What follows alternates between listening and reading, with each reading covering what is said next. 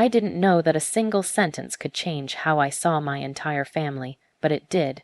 We just need you to help your brother. My mother said it softly, like she was afraid the words might break if she spoke them too loudly.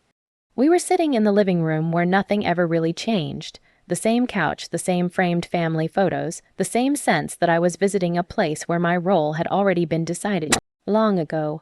My brother Daniel sat between our parents, shoulders slumped, eyes fixed on the floor. If someone didn't know him, they might have thought he was ashamed. I knew better. Daniel had always known how to look helpless when it benefited him. My father cleared his throat. You know how things are these days. People are jealous. They target successful men. Successful. That was the word they always used for him. Daniel worked for the school district, an administrator, well respected, or so I'd been told at every family gathering. Meanwhile, I was the quiet one, the practical one, the one who balanced budgets, fixed messes, and never needed applause. They're auditing the district, and my mother continued. Daniel's name got dragged into it. It's all misunderstandings, but it looks bad. I felt my stomach tighten. If it's a misunderstanding, why do you need me? Daniel finally looked up. His eyes were red, practiced red. I just need someone I trust to go over a few things. You're good with numbers, better than me. That was new. Daniel never admitted anyone was better than him. My father leaned forward. You've always been responsible. This is family. We're not asking for money, just your help. That was the first lie. They were always asking for more than they admitted. I hesitated, and my silence was enough for my mother's voice to crack. Please, he's your brother. If something happens to him, I don't know what I'll do. There it was, the guilt. Heavy, familiar, and sharp. I remembered all the times Daniel had been defended while I was told to be understanding. All the times I was expected to step back so he could shine. I told myself this was different. This was serious. This was about truth. Okay. I said quietly, I'll look at whatever you have. Relief flooded the room too quickly. Too easily, Daniel handed me a flash drive that night. Just financial summaries, he said, routine stuff. At home, I plugged it into my laptop. The first file made my brow furrow. The second made my heart race. By the third, my hands were shaking. Numbers didn't scream, but they whispered when something was wrong. And these numbers were shouting. Grants that didn't match enrollment, expenses with no vendors, transfers that circled back on themselves like someone was trying to erase footprints. I told myself not to jump to conclusions. Daniel was under stress. School funding was complicated, but deep down a familiar ache settled in my chest. This wasn't a misunderstanding. This was a lie. The next day, I asked Daniel a simple question. Why does this account show double funding for the same program? His face hardened instantly. You wouldn't understand how district finances work. That answer chilled me more than anger would have. That evening, my mother called. Her voice was tight. Daniel says you're being difficult, that you're acting suspicious. Suspicious. I almost laughed.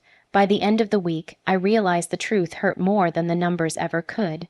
They hadn't asked me to help because they trusted me. They asked because they needed someone else to carry the risk. And I was about to learn just how far my family would go to protect a lie, even if it meant sacrificing me. The more I looked at the numbers, the lonelier I became. Every night, I sat at my desk with spreadsheets glowing on the screen, the house silent, except for the hum of my laptop. I kept hoping I'd find something, anything, that would prove Daniel was just careless, not corrupt, a misplaced decimal, a delayed reimbursement, an innocent explanation, but lies don't unravel neatly. They multiply. The deeper I dug, the clearer the pattern became. Funds meant for after-school programs were rerouted. Student enrollment numbers were inflated just enough to qualify for extra grants. Small amounts taken from many places, quiet theft, designed to stay invisible. I called Daniel again. This time, I didn't accuse him. I didn't raise my voice. I need you to explain something. I said, these payments, there's no vendor attached.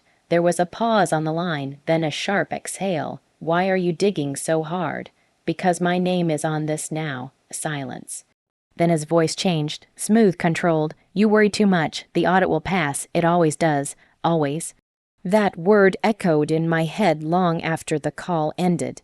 A week later, the school district made a public announcement. An external forensic audit would be conducted, and the final findings would be presented at a televised board meeting.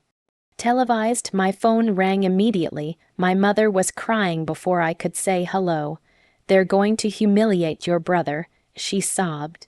People love tearing good men down. Good men. I stared at the spreadsheets open in front of me. They're not doing this for no reason, I said carefully. Her tone hardened. Why are you talking like that? You're supposed to be on his side. On his side? Not on the side of truth. Not on the side of children whose funding vanished. Just his.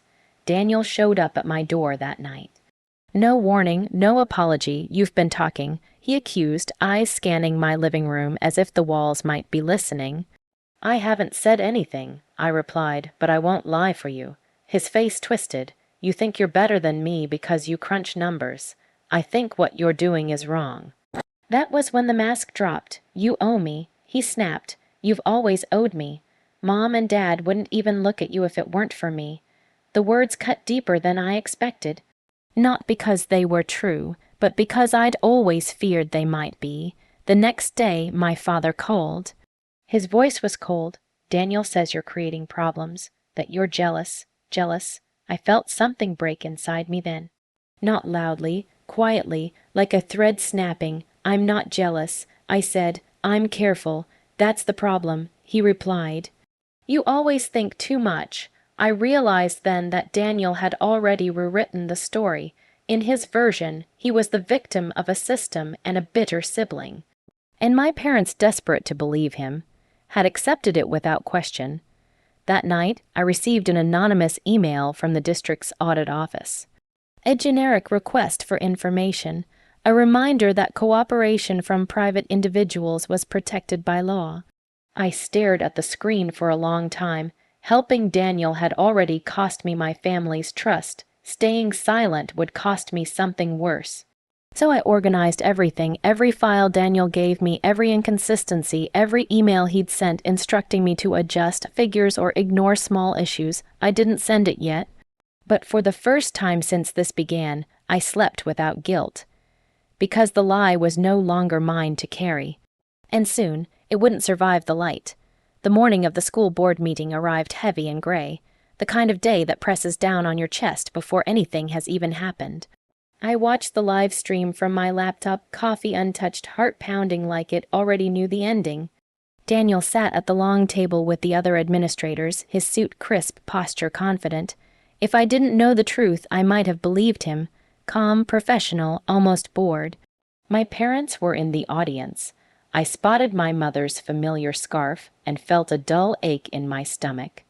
The board chair opened with formalities, then handed the floor to the lead auditor. We conducted a full forensic review of the district's financial records. The auditor began, voice steady, unflinching.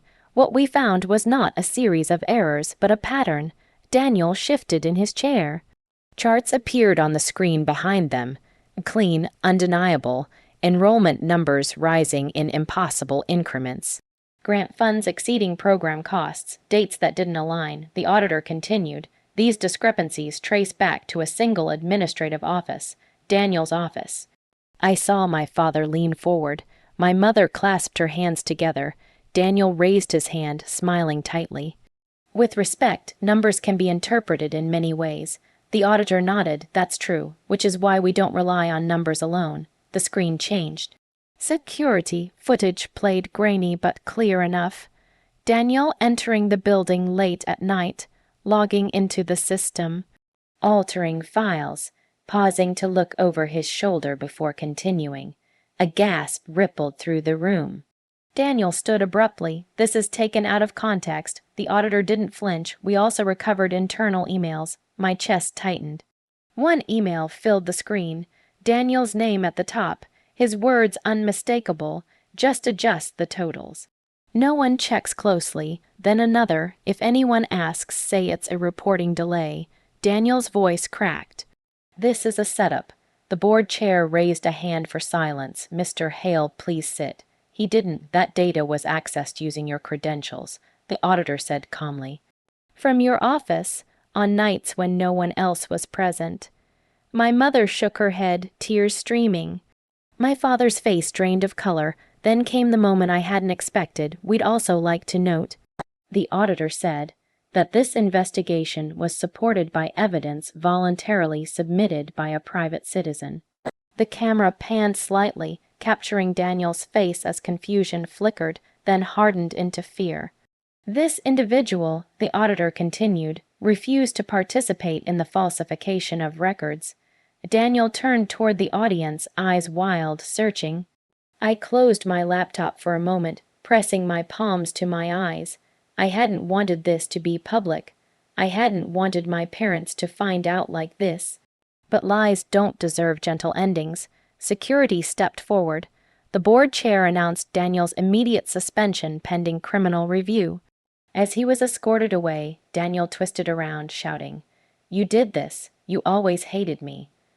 The words echoed even after the microphone cut. The meeting adjourned in stunned silence. When I reopened my laptop, the comments on the live stream were already flooding in. Shock, anger, disbelief, I shut it off. For years, Daniel had been protected by stories, excuses, blind loyalty. But on that morning, with cameras rolling and truth laid bare, the lie finally collapsed under its own weight. And for the first time, I understood something clearly. This wasn't revenge.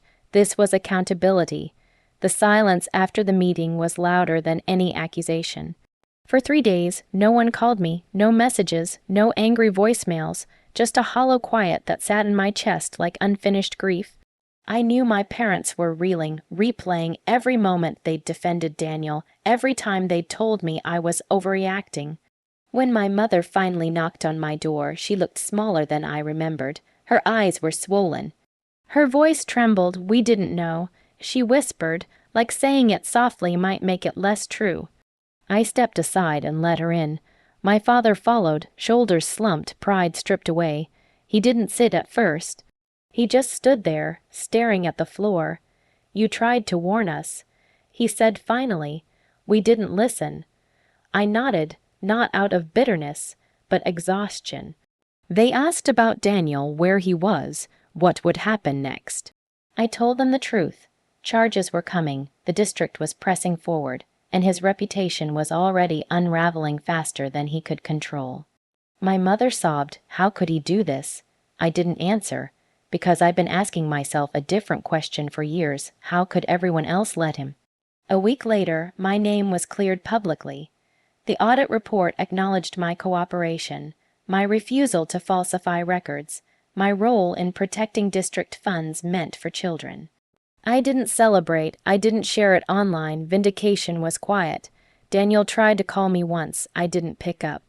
Not out of cruelty, but because there was nothing left to say. I had spent my life explaining myself to people who only heard what suited them. The real revenge came slowly. It came in the way my parents stopped interrupting me, in the way they asked instead of assumed, in the way silence no longer felt like punishment but peace. It came when I slept without anxiety, when I opened my laptop without dread.